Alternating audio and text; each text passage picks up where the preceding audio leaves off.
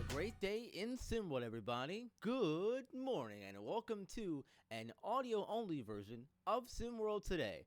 We're doing our best John Cena impersonation around here this morning because you can't see us. I'm B-Ron. Joining me this morning is Rick Blaze. Rick, how are you? Yo, what's good, B-Run? And the people are losing out today because they cannot see my pretty face. But the show must go on, and we will be doing so. Let's get to it. Show must go on. Yeah, let's jump right into it.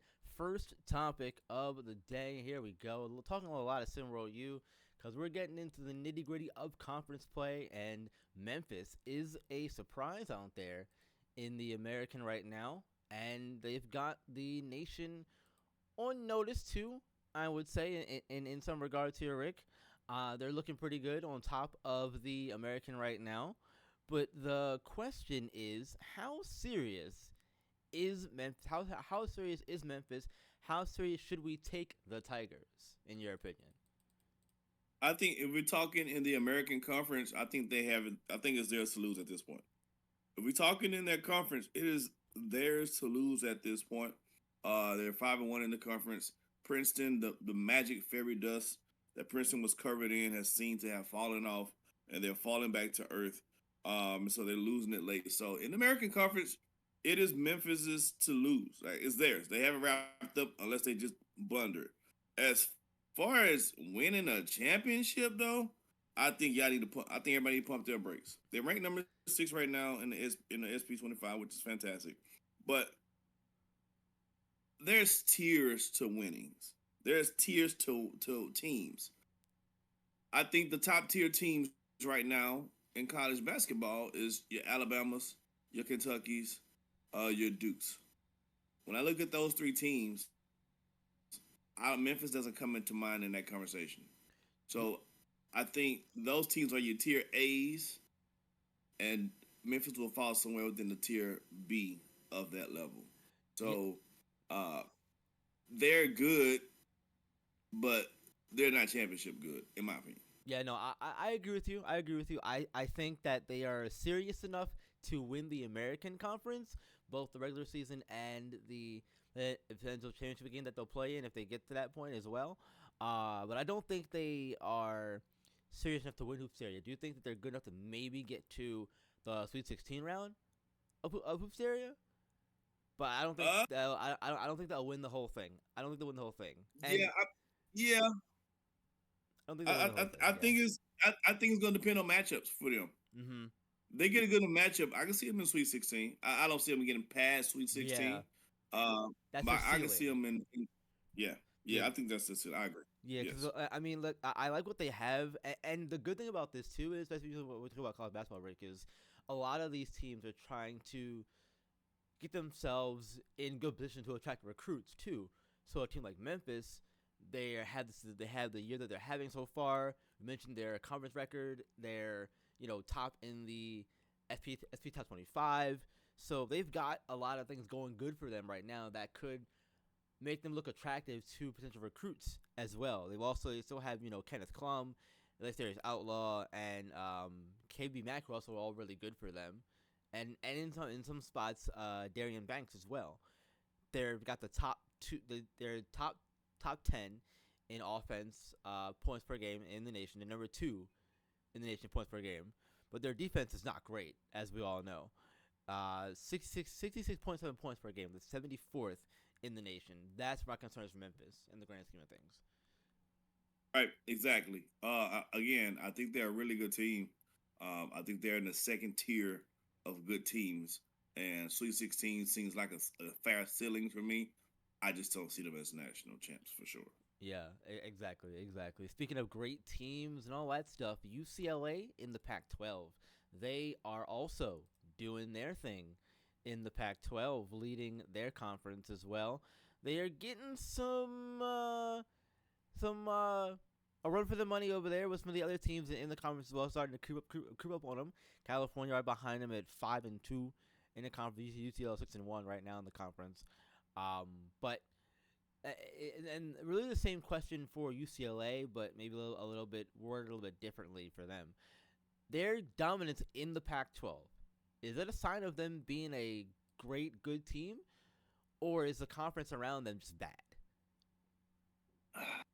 UCLA, see the Pac-12 for UCLA kind of reminds me of, you know, when you go to the club and you see the girls in the club and all of them are fives and sixes. The one girl that's an eight is the best looking girl in the club, so she's now look like a 10 amongst fives and sixes. That's what we have here in the Pac-12. We got a bunch of girls, we got a bunch of teams that look like fives and sixes in the club as women. And in those Pac-12 five amongst these fives and sixes is UCLA, which is an eight. So that eight on that particular night in that particular club compared to those other girls look like a 10. And that's what UCLA is looking like, a 10 amongst a bunch of fives and sixes. They have a good team. They have the most prolific offense for sure in the Pac-12. And I think that's the deciding factor for them winning and pulling away from this conference. Cal is coming on late, but we're not sure how that's going to go with the Cal situation. But I think UCLA is theirs to win for sure. So amongst the group of fives and sixes, UCLA is an eight. And so they're looking like the belle of the ball amongst this group for sure. I think that this is a UCLA team that is a good team. They're a great team, even. I don't think that this is a thing where you look at the conference and you compare them to the rest of the conference and say they're only good, they're only this good because the conference is bad, if that makes sense. I think that holistically, they are a great team. You can't look at their conference and compare them to the conference as a whole and say, "Oh, the conference is bad. This is why they're great team." They're not Gonzaga, okay? Look, UCLA has the best guard duo in the nation, in my opinion, Jalen Snow and LaGerald Carroll. Both of them are first round picks potentially in the draft. They've got a solid distributor in JJ Ortega, and I think that their big tandem trio there of Evangelist Mullins, Franklin Tyson, and even Mitchell Merson call off the bench. I think that all three of them are good in their own right, and they have Blaine Kidd for bench depth scoring as well. I think that this is a really solid team, but to be fair to me, I've been high on them all season, so I was expecting this coming in. So I'm glad that right now anyway I'm vindicated in in my thought process here. Well, B-Run, they're currently ranked top 10. Do you see them as a team who can make it to the last 8 remaining in the tournament? At least? So Final 4, maybe the last 4 quad? Could they make it to the quad? I think they could get to the quad or the final 8. It depends on their matchups, Rick. I know we mentioned earlier, but when it comes to series time, it's all about matchups. And I do think that their offense would do a lot of the heavy lifting because just like Memphis, UCLA's defense isn't that great team wise overall either. They're putting up 72.5 points per game though. There's not many teams in the nation who keep up with that. I think they can outscore their defensive letdowns, if that makes sense. I don't think Memphis can do that. On the other side. Okay. I'm not mad at that. UCLA really has a really good offense. And when they're cooking on offense, there's very few teams in all of college basketball who can cook like they cook offensively when they get going. Exactly. And speaking of cooking, the Iowa chefs are looking for some new ingredients because, as we know, they're missing Limerick and Sherwood for the next month or so due to the elbow injury that he picked up in the Michigan game. And with him being gone, though, Rick, they've played 1.5 games without him. The rest of the Michigan game, and then their next game coming up. But they are looking about 9 games left on the schedule in the Big Ten. How many games do you think that they'll win without Sherwood being in the lineup? Well, B-Run, to answer that question, I'm going to ask you a few questions. How many private jets have you flew on, B-Run? 0. Okay. How many Diddy private parties have you been to, B-Run? I don't even know Diddy. 0. 0. And that number you keep saying, B-Run, how many wins I was going to get wow. without Sherwood? 0. They're gonna go. They're gonna go 0-9, Rick? goose egg for the rest of the season. Be run. Wow. The only way they get a win if one of the players if the ball just goes flat in the middle of the court and the game has to be called off and Iowa was already in the head and then they just call Iowa for the win. 0 for however many Wow. games they got left. Iowa currently has one other player outside of Sherwood that's averaging double digits, and that's Felice, averaging 11 points a game, and he shoots on the season 38%. That's not your second best player, averages 11 points a game, and his shooting percentage for the season is 38%. From 3-point land is 36%. Boy, please. I was cooked. Their goose is cooked. Their duck is roasted. Go ahead and baste them, turn them over, put them back in the oven, let that simmer down on 250 on low, because they out of there.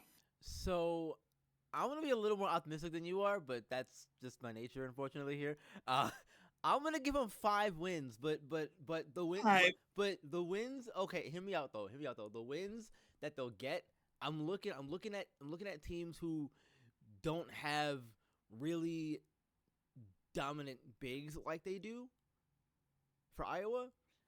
I'm looking at I'm looking at Illinois. I'm looking at Michigan State. I'm looking at Indiana, maybe looking at Purdue and Rutgers once because they play them twice in the season. I think they get one of those wins over Rutgers. Not both. They get one. So But that's just me. I think they get 5. but but I mean, you don't have to have a dominant big because their dominant big is not playing. So every big one like a dominant big against Iowa now.